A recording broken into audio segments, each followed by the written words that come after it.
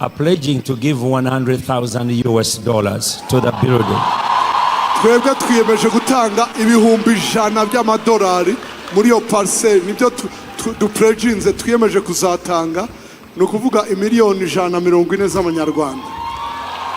The one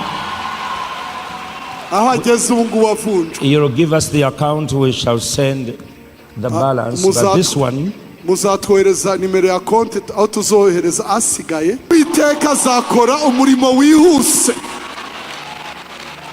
because there are some people here kuko hari abantu hanga who are taking this serious, babifashe mu buryo bukomeye,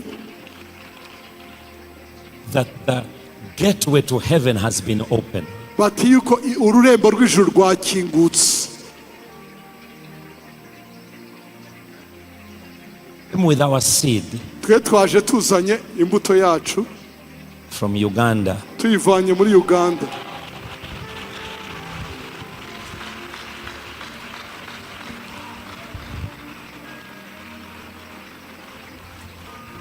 and we want to present it to you. Turashaka kwigushyikiriza.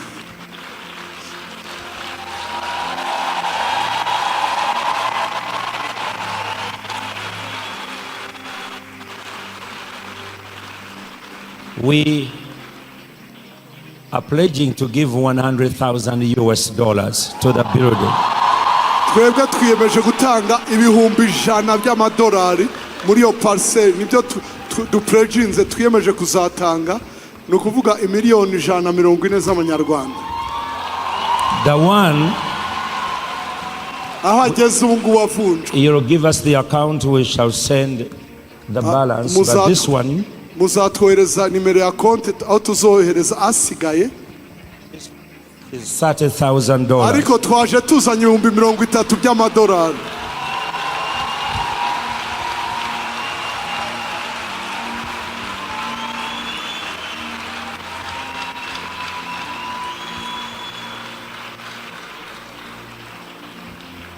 I prophesy ndaguhanuriye that money will come amafaranga azaza in millions, mu mamiliyoni, and within 1 year 6 months from now, mu mwaka umwe n'amezi 6 that house of the Lord will be iyo nzu standing. y'Uwiteka izaba yuzuye. It is the prophetic. It is a prophetic. Iki ni igikorwa cy'ubuhanuzi. It is a prophetic sign to Rwanda Ikimenyetso cy'ubuhanuzi ku Rwanda. that the Lord is saving this nation. Yuko Imana itabaye iki gihugu. God is reviving Rwanda, Imana izanye ububyutse mu and Rwanda. God is going to use Rwanda. Imana izakoresha u Rwanda. Where the devil interrupted Aho umwanzi yaje as akabaciramo, East African revival agahagarika ububyutse bwa is being Afurika. revived today. The Bible says Bibiliya iravuga ngo the Spirit of the Lord was hovering on the water, ngo umwuka w'Uwiteka agendagenda hejuru and y'amazi. then God said, Hanyuma Imana iravuga let there be light, ngo nihabeho umucyo. and there was light. Umucyo baho. We are here tonight. Turi hano muri uyu mugoroba. Me, I'm here tonight Nge ndi hano muri iri joro because she said yes to the Holy kubera Spirit. yavuze ngo yego kwa mwuka wera. There are many things that are going to happen in your family Hari ibintu byinshi bizaba mu muryango wawe because you have said yes to the kubera Holy Spirit. wavuze Everything came out of water amazi, because the water submitted to the Holy Spirit. kuko amazi yari yaciye bugufi munsi ya mwuka wera. When there was nothing, Igihe nta kintu na kimwe cyari gihari, when there was darkness, igihe hari umwijima, when there was nothing, igihe nta kintu na kimwe the cyari Holy gihari, Spirit umwuka wera had nowhere to hold on nta handi yari afite ho guhagarara but on water. atari ku mazi. Now the water Amazi rero is producing fish, atangiye kuzana ifi, birds, inyoni, heaven, ijuru and earth. n'isi. Anything. After Elijah and Moses, Nyuma ya Eliya na Mose, after Peter and Paul, hanyuma Petero na Paulo. why will we need more apostles? Kuki dukeneye izindi ntumwa? But the earth needs more. Ariko isi iracyakeneye ibirenze. enough is not enough. ibihagije ntabwo bihagije. That's why Jesus came and said, niyo mpamvu Yesu yaje I am aravuga come that you may have ngo life naraje ngo mugire ubugingo and have it more kandi abundantly. mubugire ari bwinshi. So I'm here to declare, ni hano rero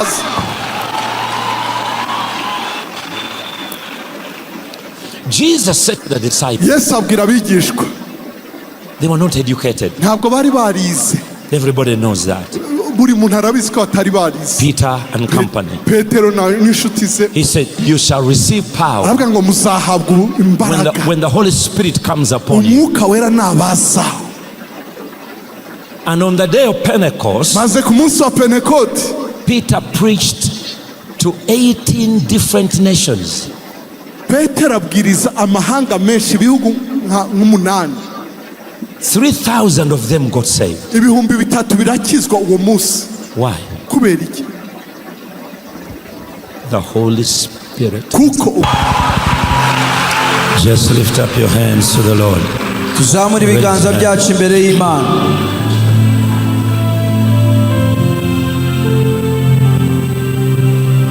Orakoze mana ineguro yawe riziza. Orakoze mana ineguro yawe riziza. Orakoze mana ineguro yawe riziza. Orakoze mana ineguro yawe riziza. Orakoze mana ineguro yawe riziza. Lift your hands and tell ibiganza byacu imbere y'Imana.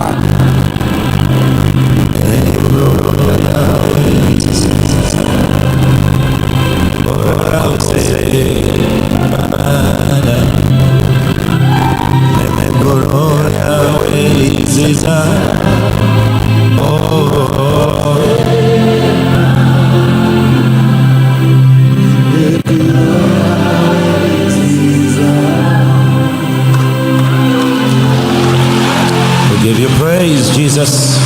Mwakoze Yesu, We give you praise. habwa icyubahiro. Greet the person next to you suza umuntu mwegeranye and tell him tonight is your night. mubwire uti ni umugoroba wawe.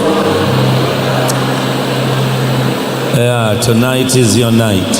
uyu mugoroba ni uwawe. Tonight is your miracle night.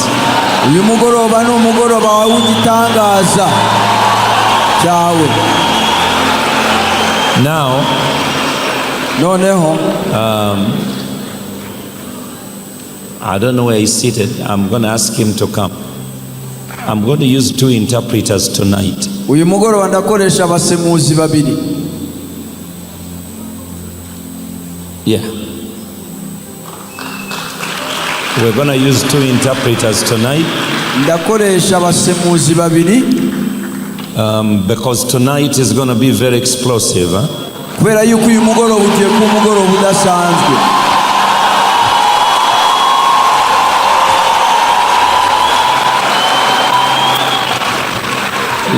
Let me start with him, reka ntangirane nawe then I'll come to you. hanyuma araza kugera kuri njye. reka tangirane na Pastor Edmo, araza kugera kuri njye. I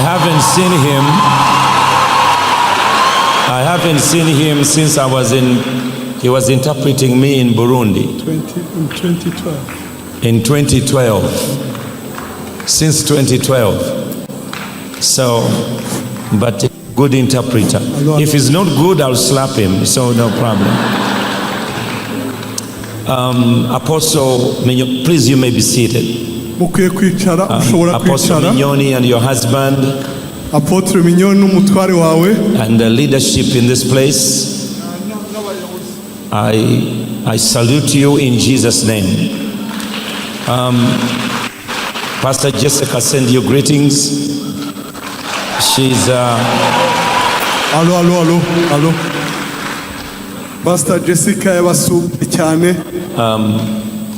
She's overseas. She went to pick up an award for what we do. Ari mahanga yagiye kwakira ishimwe baduhaye. And she's going to be with in a big conference with Richard Branson and others. Ari mu giterane kinini nabo bavuze. I couldn't go because of this. Ariko Jesse nashoboye kugenda kubera iki giterane.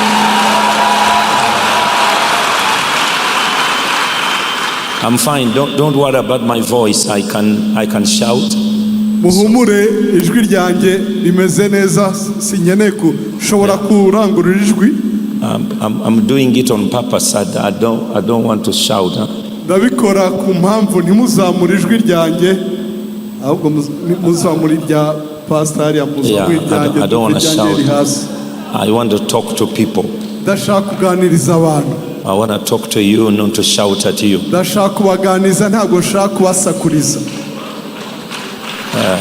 So we have limited time. We have limited time. Dufite umwanya mutoya. Yeah, come here. We can share. We have limited time. Dufite umwanya mutoya. And but we are going to do a lot.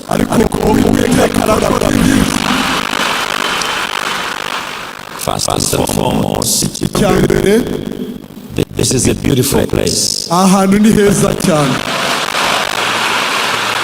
Number two, cya kabiri, I want to give honor where honor is due. Ndashaka guha icyubahiro abagikwiye. We want to thank God for the leadership of Rwanda. Dushaka gushimira Imana kubw'ubuyobozi bw'u Rwanda. Kubw'abayobozi b'u Rwanda. Come on, let's thank God for your president, for your first lady.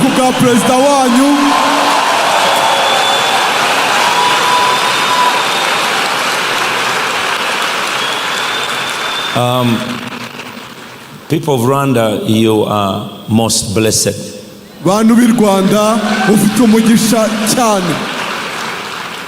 Because God has rewritten your history. Kuko Imana yongeye kwandika amateka yanyu bundi bushya. And now you are a beacon of light to the whole world, not only Africa but to the whole world. Mubereye umucyo isi yose. That all things can work together for good. Kandi byose bifataniza hamwe kutuzanira ibyiza. I was last here about 15 years ago, 16 years ago. Hashize nk'imyaka 15-16 ngeze muri iki gihugu. And I remember my last message of prophecy in Amahoro Stadium. Ndibuka ubutumwa nabwirije bwaruhanuzi muri stade Amahoro.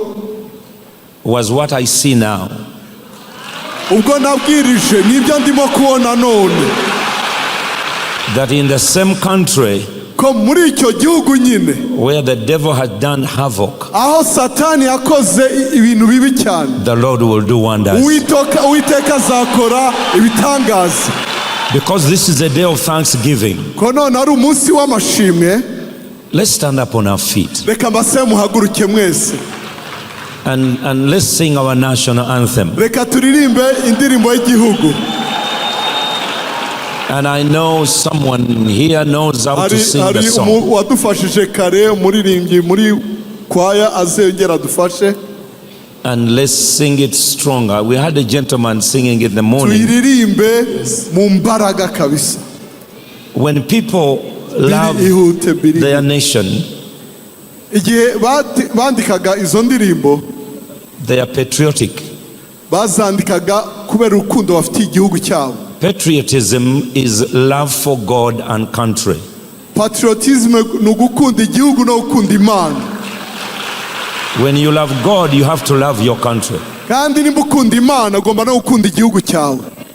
We had a gentleman this morning. I don't know. Come on, is here Billy, and that one played the keyboard this morning. One of the elders who were supported, he played the keyboard. Okay. While we're singing it in the morning. Okay, man, you can go ahead. Mutuyobore twese mwifate neza. Rwanda nziza gihugu cyacu, wuje imisozi ibiyaga n'ibirunga, ngo byiduhese gahoranisha. Reka tukurate tukuvuga ibigwi, wowe utubumbiye hamwe twese abanyarwanda uko watubyaye. Berwa sugira singizwa iteka, komeza imihigo Rwanda dukunda, duhagurukire kukwitangira, b'amahoro asabe mu bagutuye. Ishyire wizana muri byose, urangwe n'ishyaka uteye, ubuhanyuma n'amahanga yose, maze ijambo ryawe riguhisha.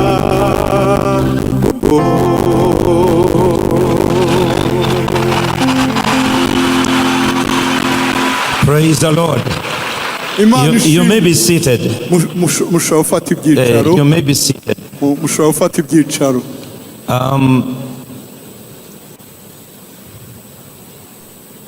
Apostle, Apotre, we have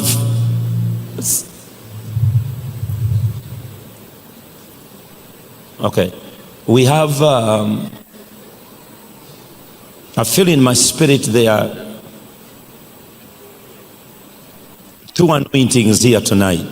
numva mu mwuka wanjye hari amavuta y'ubwoko bubiri muri uyu mwanya. Umutima wanjye niko mbyumva.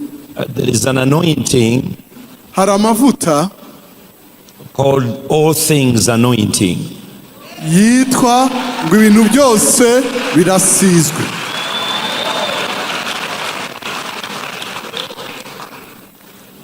And then there is a specific anointing tonight hari andi mavuta rero yiharije kandi muri iri joro of understanding the times and seasons. yitwa gusobanukirwa ibihe n'ibihe.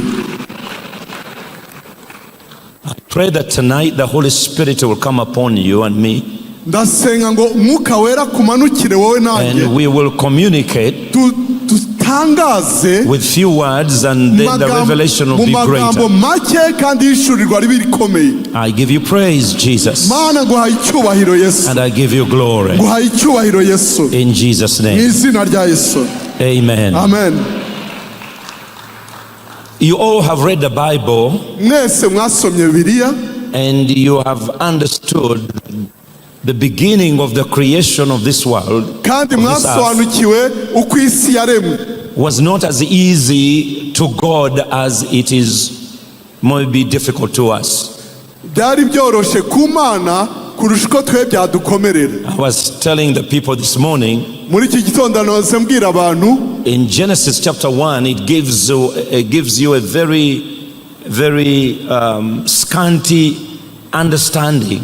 mu gitondo twabonye ko bitwereka, nahoze mbaganiriza ukuntu It doesn't give you in depth. ntabwo biguha isobanuro yose neza. It simply says, in the beginning, God created the heaven and earth. birakubwira ngo mu itangiriro Imana yaremye ijuru n'isi. In the beginning, God created the heaven and earth. mu itangiriro Imana yaremye ijuru n'isi.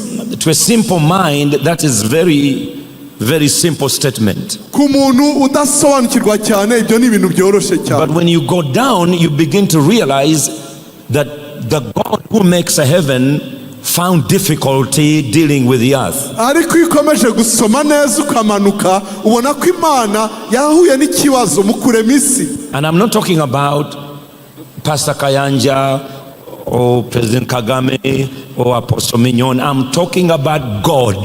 ntabwo naje kuvuga Pastor Kayanja, Perezida Kagame, Apostle Mignone. oya, ndavuga Imana. He made the heaven and earth, wa undi waremye ijuru n'isi, but the earth was void. ariko isi yari ubusa. The earth was empty. isi yari vide, yari ubusa, nta shusho How ifite. comes the same hand that makes heaven makes the earth empty? Ni gute uko kuboko kurema ijuru ariko gatuma isi iba nta gifite? Was God tired? Ese Imana yari yananiwe? Yari irushye? Was there something opposing the earth? In the earth? Hari ikintu cyarimo kwirwanya? How comes God made heaven and earth and the earth is empty? Ni gute Imana irema ijuru n'isi ariko isi ikaba igaragara nta kintu kirimo? Before you blame yourself, mbere yuko wishyiraho amakosa, and before you blame your relative, mbere yuko ushyira amakosa kuri mwene wawe, and you blame all the demons and your probably something opposing anything, anybody here on earth. Hari ikintu kiranga kirwanya. The earth is always empty.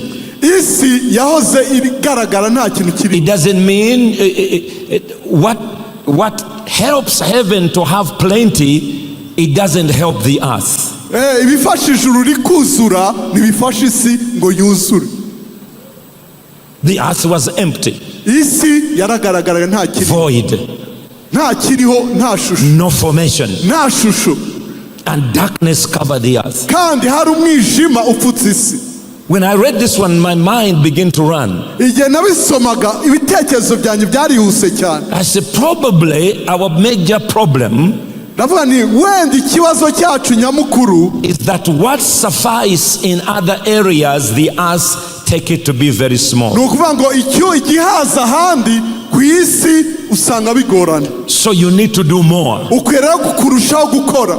You need to work more here on earth. Kurushaho gukora hano ku isi. You pray more. Ugasenga cyane. You build more. Ukubaka cyane. Since Adam. Kuva kuri Adamu. Since Adam. Kuva kuri Adamu. To date. Kugeza none. People have been dying. Abantu baracyapfa. Cemeteries are all over the world. Amarimbi ku isi yose aruzuye. You will think after the genocide in Rwanda, earth will said no more death. Wari kwibwira ngo nyuma ya jenoside yabaye mu Rwanda yakorewe abatutsi ngo nta rundi rupfu rwakongera kuba, nta muntu ukwiye kongera. But no, it's people dying in Ukraine. Ariko abantu barimo gupfa no muri Ukraine. It seems that enough is not enough for the earth. Wagira ngo ibihagije ntabwo bihaza isi. The earth still demanding more. Isi iracyasaba n'ibindi. And so we must make a decision rero mukwiye gufata umwanzuro to give it more. Muyihe ibirushijeho. After Elijah and Moses, nyuma ya Eliya na Mose, after Peter and Paul, hanyuma Petero na Paulo, why will we need more apostles? kuki dukeneye izindi ntumwa? But the earth needs more. Ariko isi iracyakeneye ibirenze. Enough is not enough. Ibihagije ntabwo bihagije. That's why Jesus came and said, niyo mpamvu Yesu yaje aravuga, I am come that you may have life naraje ngo mugire ubugingo and have it more abundantly. So I'm here to declare, enough is not enough. God give you more. May God give you more. May He give you more grace. May He give you more power. May He give you more mercy. May He give you more revelation. Raise your hand and say, I want more. Say it again. Say it again. Is there anybody here want more? Do you want more love? Do you want more life? Do you want more anointing? Then lift up your hand and say, more, more, more, more. Somebody, you came empty, you are about to live with more. Someone, you came with little, you are about to live with more. Slap the person next to you and said, I want more. Hallelujah. Amen. I said hallelujah. Women of all people understand this. One child is not enough for them. My wife had our first son. umugore wanjye yabyaye umuhungu wacu wa mbere. She nearly died. Yaragiye gupfa. So I said, this is enough. ndamubwira ndi birahagije. She was in labor for 4 days. yamaze iminsi 4 ku gise. As soon as the boy was 1.5 years, wa muhungu amaze kwije umwaka n'igice. she said, Lord, give me another one. I said, what's wrong with you? aravuga ati Mana nyongera. ndavuga ni ufashwe n'ibiki wowe? You nearly died. wari ugiye gupfa. She wanted more. none arashaka ngo yongerwe. God gave her twins. Imana iti mu impanga. She wanted more. arongera ashaka abarenze. Is there anybody here who wants more? hari ushaka ibirenze ahangaha? Women understand more than men. abagore barabisobanukiwe kurusha abagabo. One pair of shoes is not enough. umuguru umwe w'inkweto ntabwo bahaza abagore.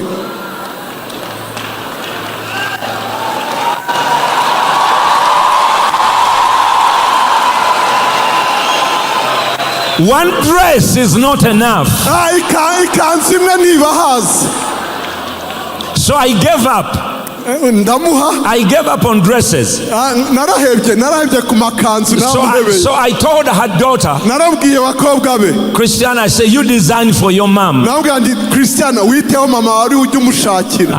I'm not going to tamper with the dress. I'm tired. ndarusha iby'amakanzu ya mama wawe. Birthday dress, Christmas dress, Easter dress, ikanzu y'isabukuru, ikanzu ya Christmas, funeral dress, wedding dress.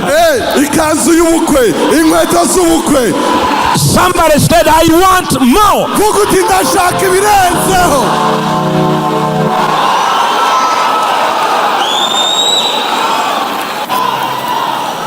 May God give you more tonight. Imana iguhe ibirenzeho nijoro. You may be seated. mushobora kwicara. Now listen to this. Nimwumve The rero. earth was void. isi yaragaragaraga ari mu busa. And God didn't know what to do. Imana ntabwo ari izi ikwiye But the gukora. Spirit of the Lord was hovering over the surface of the ariko water. umwuka w'Imana ari hejuru agendagenda. The Bible said to hover in an English word iryo jambo ngo kugendagenda hejuru mu cyongereza means to hold on. bivuga ngo guhagarara ufashe. To hold on. kuguma ucunze. There was nothing. nta gihari. There was literally nothing. nta cyari gihari na busa. But the Spirit ariko umwuka wera was hold on to the water. yarahacungiye. Was hold on to the water. yarahacungiye aho ngaho. Tonight, iri joro somebody's going to hold on to the hari Holy umuntu ukwiye Ghost. gucungira aho ngaho. The Holy Spirit mwuka wera is about to hold on to somebody, agiye gufata umuntu aha ngaho. and things will begin to change. ndabona ibintu bitangiye guhinduka. The Bible said bibiliya iravuga ngo the Spirit of the Lord was hovering on the water, ngo umwuka w'uwiteka agendagenda hejuru and y'amazi. then God said, hanyuma Imana iravuga let there be light, ngo ntihabeho umucyo. and there was light. umucyo baho. Child of God, it's not that God hates darkness. si ukuvuga ngo Imana yanga umwijima. No, God can use anything which is Imana ishobora available. gukoresha icyo ari cyo cyose. The light He created umucyo yarashe was not sun and moon. ntabwo ari ukwezi n'izuba. It was His light. oya ni umucyo wayo yaremye. Because when it comes to the earth, kuko bigeze ku isi God does not want to do things in darkness. He doesn't want to do things in ntabwo secret. yashaka gukora ibintu mu He mwijima. doesn't want to do things in secret. ntabwo ishaka gukora ibintu mu ibanga. He wants to do things when everybody can see. irashaka kubikora buri muntu wese areba. Before the end of this year, mbere ko uyu mwaka urangira God is going to bless you.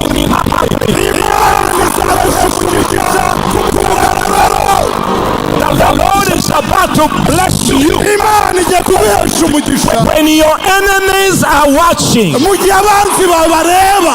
when your friends are watching, inshuti zawe zireba. somebody say more, more, more. nyongera nyongera nyongera. mushobora kwicara. So He said, let there be light. aravuga ngo ntihabeho And there was umucyo. light. umucyo waho. Verse 4 is amazing. umurongo wa kane muri icyo gice cya mbere cy'itangiriro uratangaje. Verse 4, 5, 6 is umurongo amazing. wa gatanu wa gatandatu. Because it said, and God said, let there be firmament. Imana ivuga ngo ntihabe ikirere. Let there be firmament. Mushyire mu Kinyarwanda. Verse 6. umurongo wa Then God gatandatu. said, let there be firmament ngo ntihabeho rero in the midst of waters. ndashaka kuvuga ko Bibiliya ivuga isanzure. murakoze. Let there be firmament ntihabeho isanzure in the midst of waters hagati y'amazi and under the waters. rigabanya amazi n'andi mazi. So God created firmament from water. Imana irema isanzure irikuye mu mazi. God created firmament Imana yaremye isanzure out of water. irivanye mu mazi.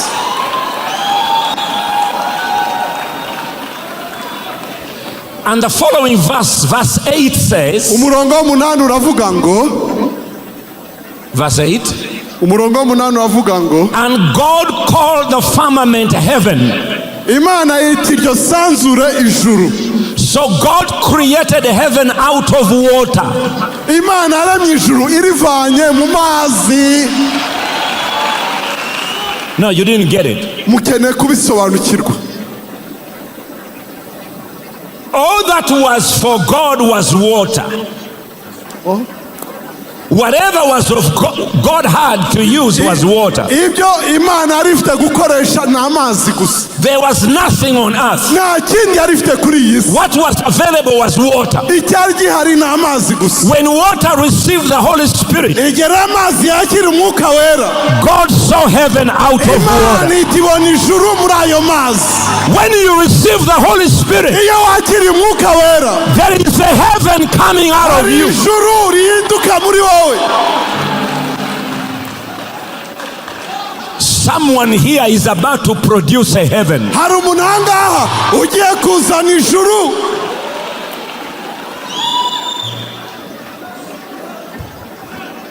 God got heaven out of water. Imana ivana ijuru mu mazi.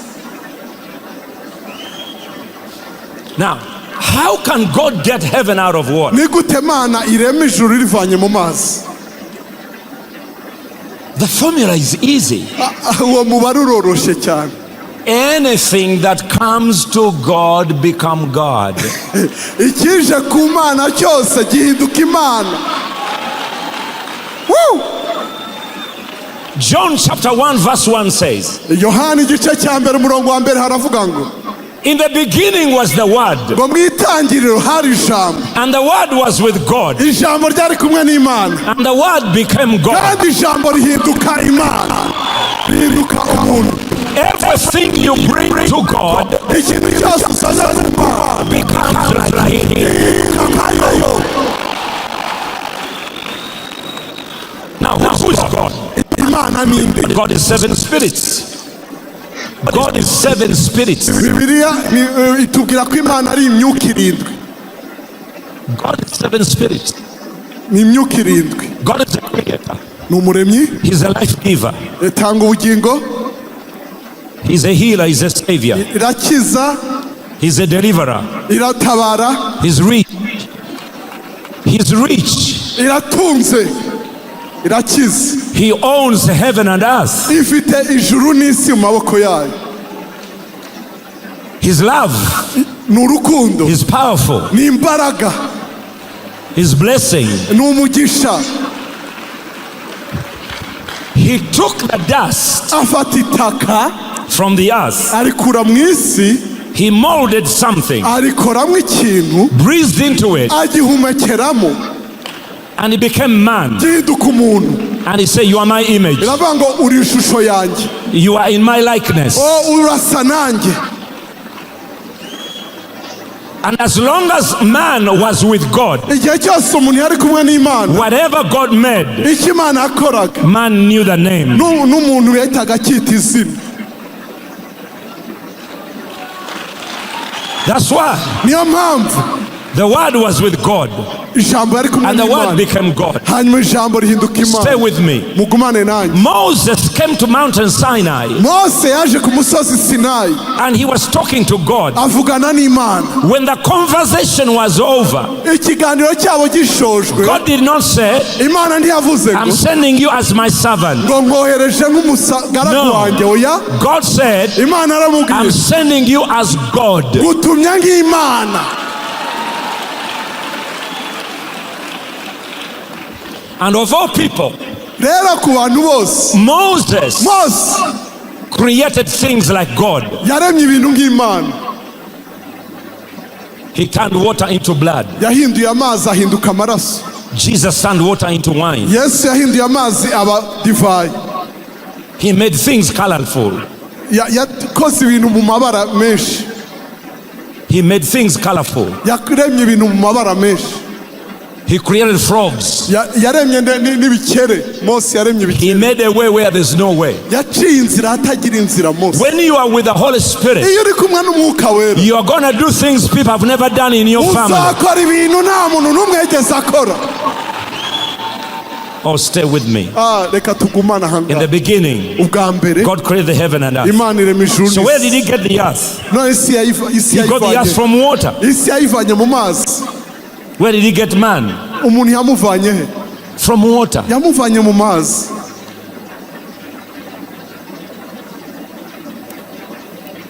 That's why your body is 75% water. Niyo mpamvu umubiri wawe ufite ibice 75 by'amazi ku ijana.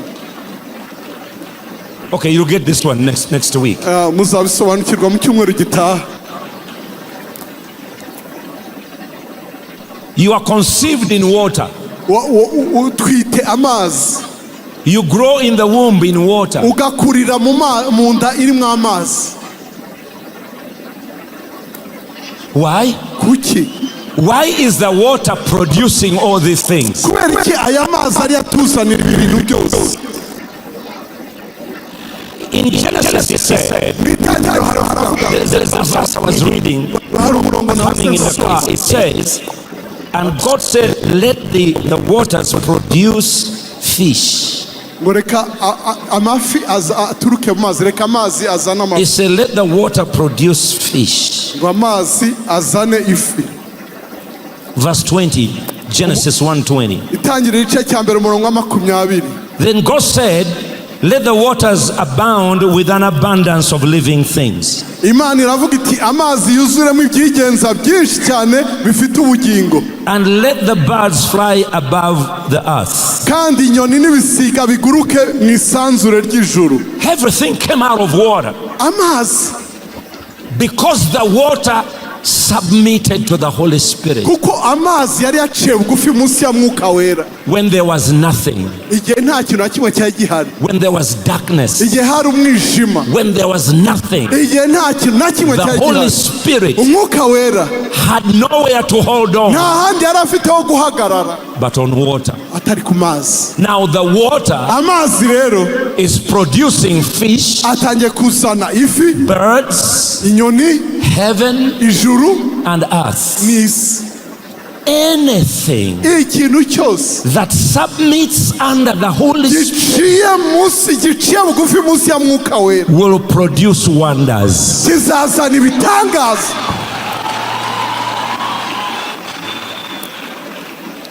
Jesus said to the disciples, Yesu abwira abigishwa, they were not educated. ntabwo bari barize. Everybody knows that. Buri muntu arabizi ko batari barize. Peter and company. Petero n'inshuti ze He said, you shall receive power aravuga ngo muzahabwa imbaraga when the Holy Spirit comes upon you. Umwuka Wera nabaza.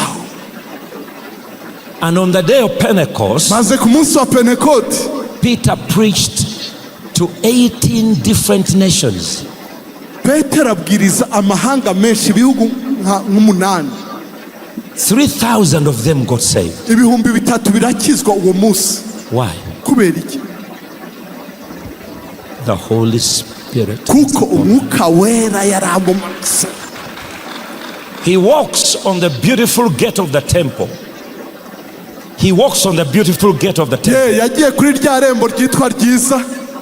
And when he reached there, ahageze there was a man for 38 years. He was hari umugabo crippled. wari umaze imyaka 38 avutse ariko ari agendana ubumuga bw'amaguru. And Peter did not pray a prayer for the lame. Petero ntiyasenga isengesho ryo gusengera ibimuga ibirema. He didn't cast out any devil. ntiyigeze yirukana idayimoni n'imwe. He said, look at me. yarambwiye ati ndeba, Silver and gold I don't have, zahabu n'ifeza ntabyo dufite, but what I have ariko icyo mfite I give you. ndakiguha In the name of Jesus, n'izina rya Yesu. get up and walk. haguruka ugende. And the man got up, wa mugabo arahaguruka, and the man walked. wa mugabo arahaguruka. Only God can do that. Imana niyo yabikora gusa. Something good is about to happen to hari you. ikintu cyiza kigiye kuba iri joro. Every time you submit to the Holy Spirit, igihe cyose uciye bugufi munsi ya mwuka wera, you do things that none of your family members have ever done. uzakora ibintu nta muntu n'umwe mu muryango yigeze abikora. I want more. ndashaka ibirenzeho. Jesus Yesu was born of God, yari born of the Spirit. yabyawe n'Imana Born n'umwuka of wera. God, born of the Spirit. yabyawe n'Imana n'umwuka wera. Why did he need to John? kuki yagiye kubatiza? Everybody said to be baptized. abantu bose kubatizwa mwese mukwemera yaragiye kubatizwa yego. But while he was baptized, ariko igihe yarimo kubatizwa he prayed. arasenga. And the Bible said Bibiliya iravuga ngo the Holy Spirit umwuka we came upon him aramumanukira in a form of a dove. mu ishusho y'inuma. Do you know why? muzi impamvu? Not because the Holy Spirit is a dove, si uko umwuka wera ari inuma, but everybody God wanted them to see ni uko Imana ashaka ko bose babireba bakabibona, something flying from heaven, bakabona ikigurutse gituruka mu ijuru coming to sit on a shoulder of someone. kikicara ku gitugu cy'umuntu. What God is about to do to you tonight, ibyo Imana ishaka kugukorera muri iri joro everybody will see. buri muntu azabibona.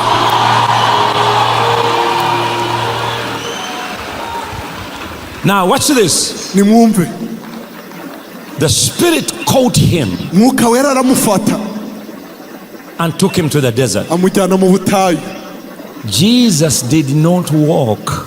Yesu ntabwo yagendagenze. Why did it come to him in waters? kubera iki kuki yamuje mu mazi? Why didn't it come to him in Nazareth? kuki atamujeho ari Why didn't the Nazareti? Holy Spirit come to him in Nazareth or Bethlehem? kuki mwuka wera atamusanze i Betelehemu cyangwa i It Nazareti? waited until he was in the water. yaramutegereje kugeza yinji akandagiye mu mazi, Because the water sowed a seed. kuko amazi yari yateje. Imana akavuga ngo yego mwuka wera. We are here tonight. turi hano muri uyu mugoroba, Me, I'm here tonight. njye ndi hano muri iri joro Because she said yes to the Holy kubera Spirit. yavuze ngo yego kwa mwuka wera. There are many things that are going to happen in your family hari ibintu byinshi bizaba mu muryango wawe because you have said yes to the kubera Holy wavuze Spirit. ngo yego.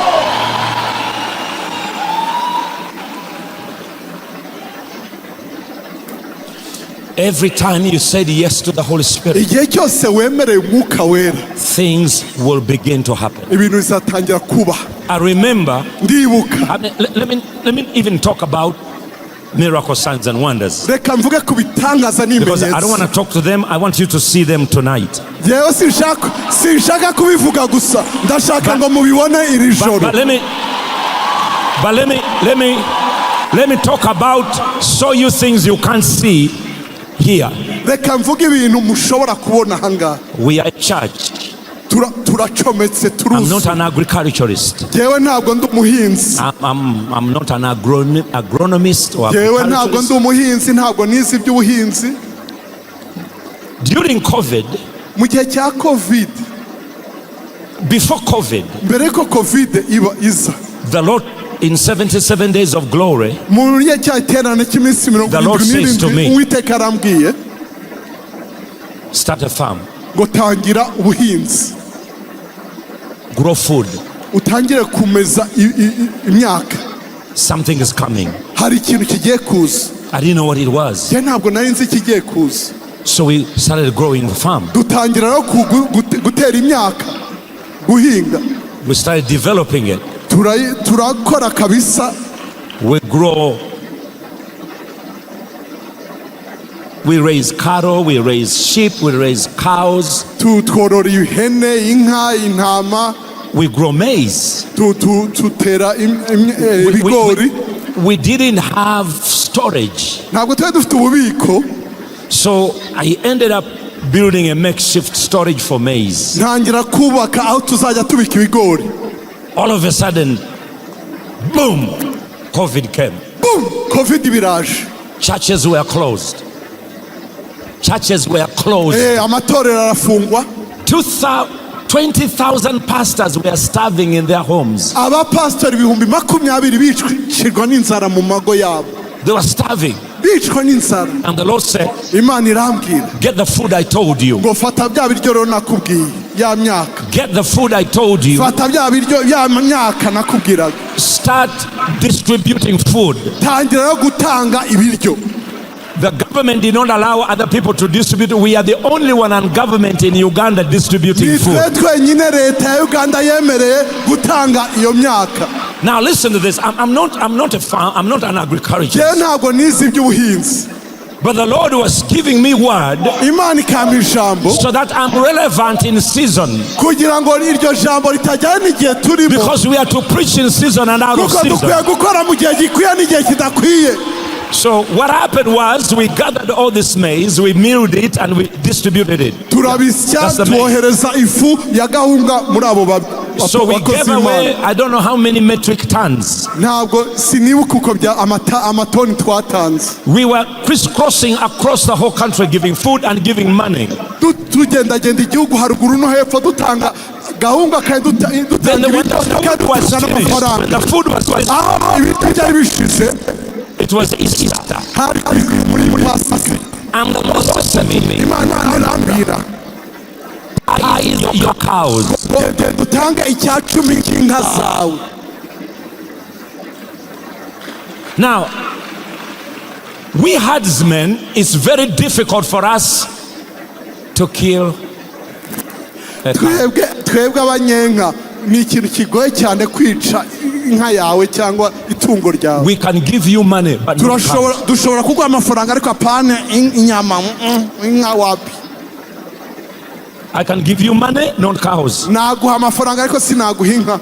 And he said, I wanted 10%. Aba ngo tanga icya 10 10%. So we calculated the tithe. Turabara rero icya 10. It ended up in 90 bulls. Dusanga turatanga amamasa 99.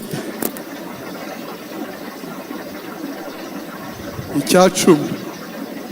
You know, when you hear it, Igihe urimo kubyumva it is okay. wumva ni sawa, When you see it, ariko iyo uriho urabireba biriko birimo kuba, you start questioning God whether it was the devil or God. utangira kubaza Imana uti ni Imana cyangwa ni dayimoni yari iranganiriza. Are you God or devil? Uri Imana cyangwa uri Satani? So they brought the 90 bulls, Bazana ya mamasa 99. they slaughtered them. Barayabaga. I said, Mfunga amaso. whenever they were slaughtering one, it was slaughtering my heart. Uko babagaga imwe niko babagaga But to umutima make the whole wanjye. story short, Kugira ngo mpine iyo nkuru. the